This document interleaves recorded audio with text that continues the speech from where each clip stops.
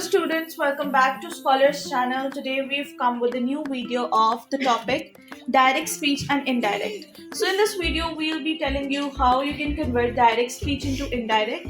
As you know that direct and indirect speech are the base of English language. So, what is direct speech? It is a way of quoting someone's exact words in quotation marks. It is a way of quoting someone's exact words in quotation marks. For example, I love reading books, said Emma. This part is the direct speech. And why is it called the direct speech? Because we are quoting it in quotation marks and it is the exact words. And these are the exact words of the person Emma. And here we have, I am a student, said Emily. Here as well, these are the exact words of the person Emily. So this is the direct speech. Now what is indirect speech? Indirect speech is the way of converting somebody's exact words into how a third person would say them.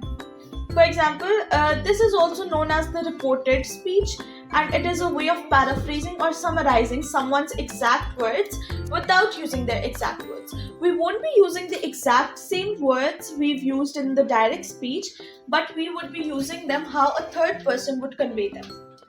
Example, this sentence would become, Emma said that she loved reading books. Now here we didn't use I love reading books, but we actually used Emma said that she loved reading books. Now we have to focus on this part. She loved reading books. This is how somebody else would report Emma's words. Then we have Emily said that she was a student. These were the exact words, but we are converting them how the third person would say them. So it will become Emily said that she was a student. Now, these are some of the key points of converting direct speech into indirect. We'll remove the quotation marks. For example, we've done in here. We've not used the quotation marks in the indirect speech. Then we'll the verb tense. Example, I am a student would become she was a student. Then we'll change the pronouns. I would become she.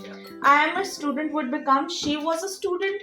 And the reporting verbs that we can use are said, told, asked, mentioned, stated, claimed, and suggested. I hope this was understandable and we'll come back with a new topic. You can just comment down in the comment section if you need any understanding on any certain topic. Till then, subscribe to our channel, like our videos and do comment. Thank you.